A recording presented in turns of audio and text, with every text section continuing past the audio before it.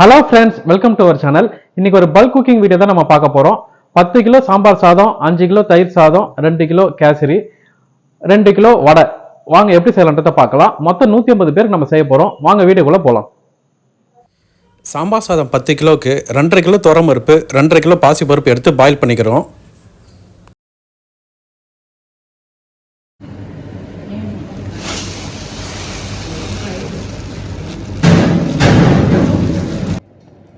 பருப்பு ஒரு பக்கம் பாயில் ஆகிட்டு இருக்க சொல்ல பக்கத்தில் 5 கிலோ தயிர் சாதத்துக்கு பாயில் போட்டுட்ருக்கோம்.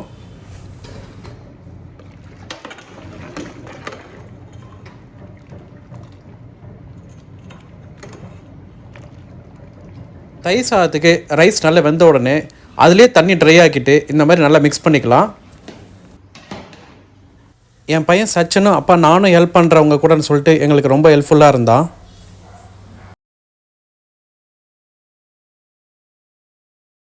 கர்ட் ரைஸுக்கு ரைஸ் நல்லா மேஷ் ஆகி நல்லா வெந்துருச்சு. அதில் 1 லிட்டர் பால் ஆட் பண்ணி நல்லா மிக்ஸ் பண்ணிக்கலாம். இந்த மாதிரி தளன்னு இருந்தால் தான் அது கொஞ்சம் கட்டி இல்லாமல் நம்ம தயிர் ஆட் பண்ணும்போது நல்லாயிருக்கும்.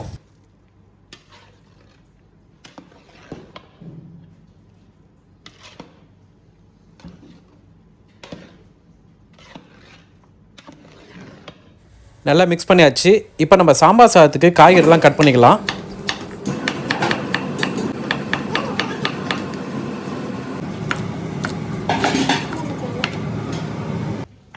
வெஜிடபிள்ஸில் கேரட்டு, பீன்ஸு, முருங்கைக்காய், சவ் இதெல்லாம் நம்ம ஆட் பண்ணியிருக்கோம்.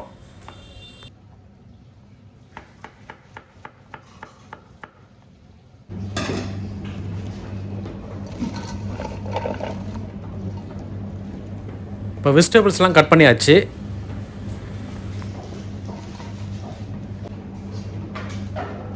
நெக்ஸ்ட்டு ஆனியன், டொமேட்டோலாம் கட் பண்ணிக்கலாம்.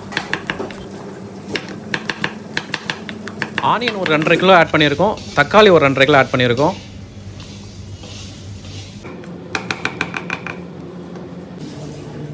இப்போ எல்லாமே கட் பண்ணியாச்சு.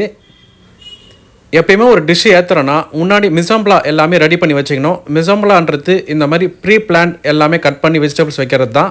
ஸோ இந்த மாதிரி எல்லாமே ரெடி பண்ணி வச்சுக்கணும். அப்போ தான் நமக்கு ஈஸியாக இருக்கும்.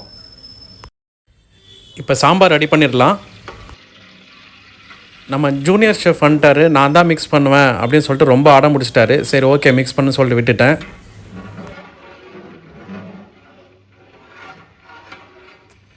ஃபஸ்ட்டு கடுகு ஆட் பண்ணிடலாம். ஆட் பண்ணிவிட்டு ஆனியன், கருவேப்பிலை, காஞ்ச மிளகா, ஜீரகம் இதில் ஆட் பண்ணிடலாம்.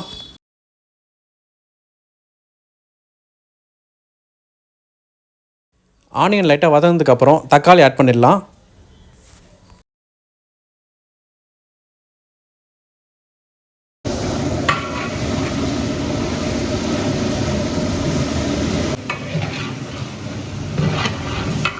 தக்காளி வதங்கினதுக்கப்புறம் மஞ்சத்தூள் ஆட் பண்ணிக்கலாம். நெக்ஸ்ட்டு சாம்பார் மசாலா ஆட் பண்ணிடலாம்.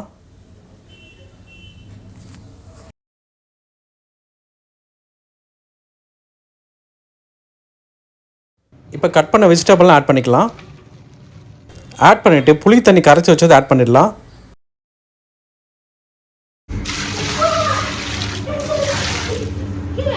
தண்ணி கொஞ்சம் ஆட் பண்ணி மசாலா நல்லா கொதிக்க விடலாம். மசாலா நல்லா கொதிக்குது. இப்போ நம்ம பருப்பு ஊற்றிடலாம்.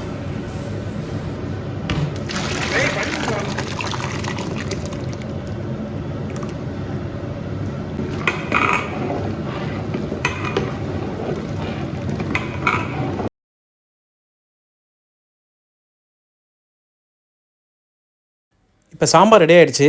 இது பக்கத்துலேயே 10 கிலோ ரைஸ் வேக போட்டிருக்கோம். அதை வடிச்சிடலாம். கிச்சன் செம ஹீட்டில் இருக்குது. மோர் தென் 40 டிகிரி செல்சியஸில் இருக்குது. இப்போ ரைஸ் வெந்துருச்சு. இதை நம்ம வடிச்சிடலாம்.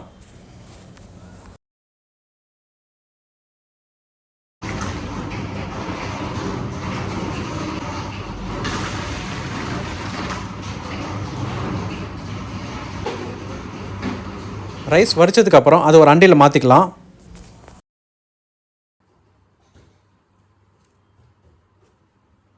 இப்போ நல்லா ரைஸை உடச்சி விட்டு நல்லா மிக்ஸ் பண்ணிக்கலாம். இப்போ கொஞ்சம் கொஞ்சமாக சாம்பார் ஊற்றி ரைஸில் மிக்ஸ் பண்ணிடலாம். எடுத்தோடனே எல்லா சாம்பாரையும் ஊற்றிடக்கூடாது, கொஞ்சம் கொஞ்சமாக ஊற்றி மிக்ஸ் பண்ணணும். அப்போ தான் ஈஸியாக இருக்கும், அந்த கட்டியாகவும் ஆகாது.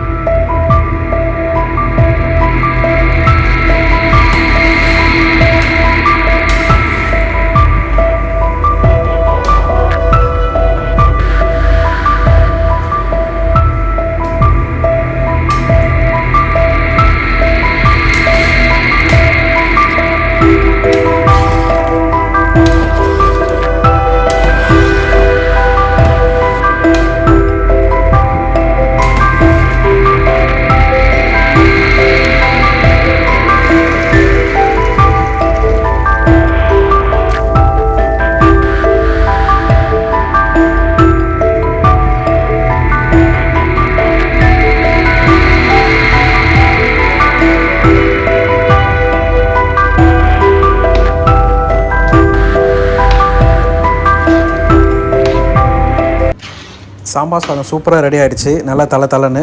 நெக்ஸ்ட்டு வடை மாவு மிக்ஸ் பண்ணிடலாம். 2 கிலோ உளுந்து மாவு அரைச்சிருக்கோம். அதில் அரிசி மாவு, இஞ்சி, பச்சை மிளகா, கருவேப்பிலை, கொத்தமல்லி இதெல்லாம் சாப் பண்ணி போட்டு மிக்ஸ் பண்ணிக்கலாம். இப்போ வடை போட்டுடலாம்.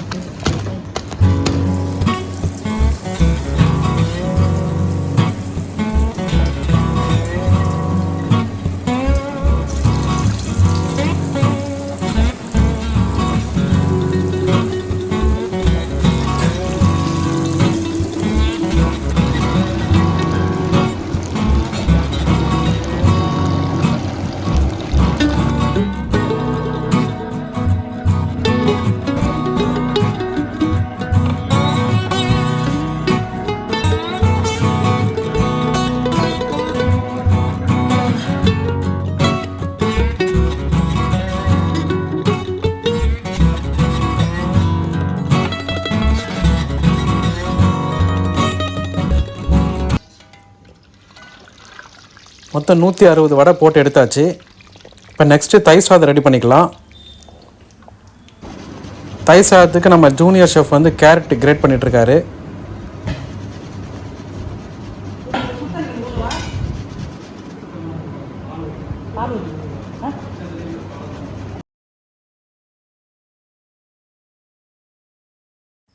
இப்போ கர்ட் ரைஸ் மிக்ஸ் பண்ணிக்கலாம். ஆல்ரெடி நம்ம பால் ஆட் பண்ணிட்டோம். இப்போ தயிர் வந்து ஒரு 4 லிட்டர் சேர்த்துருக்கோம். போட்டு நல்லா மிக்ஸ் பண்ணி எடுத்துக்கலாம். கடுகு, உளுத்தம்பருப்பு, காஞ்ச மிளகா, கருவேப்பிலை, பெருங்காயம் இதெல்லாம் போட்டு தாளித்து ஆட் பண்ணிடலாம். திருவுண கேரட் கொஞ்சம் ஆட் பண்ணிடலாம். கொத்தமல்லி கொஞ்சம் சேர்த்துக்கலாம்.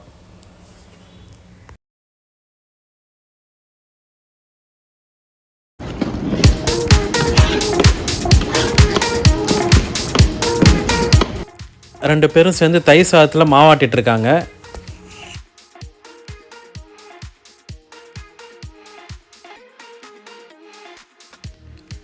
அப்பளப்பூ ஃப்ரை பண்ணி எடுத்துக்கலாம். சாம்பார் சாதத்துக்கு அப்பளப்பூ சூப்பராக இருக்கும்.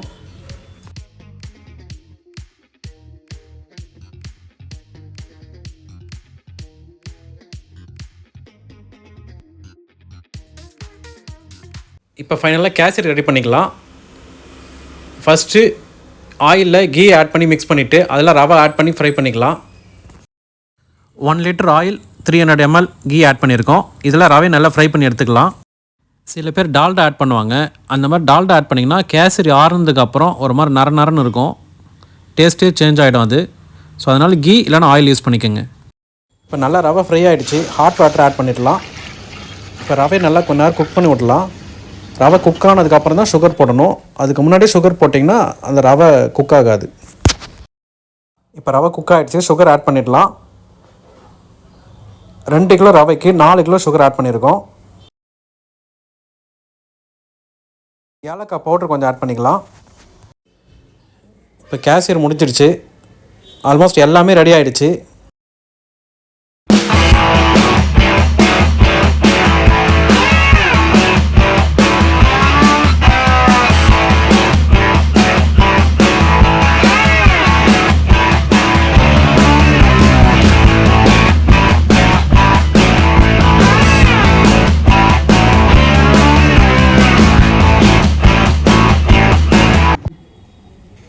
ஓகே ஃப்ரெண்ட்ஸ், இந்த வீடியோ உங்களுக்கு பிடிச்சிருந்ததுன்னா லைக் பண்ணுங்க, ஷேர் பண்ணுங்க, சப்ஸ்கிரைப் பண்ணுங்க. இந்த மாதிரி உங்களுக்கு ஆர்டர் செய்யறேன்னா கீழே இருக்க நம்பரை கான்டாக்ட் பண்ணுங்க.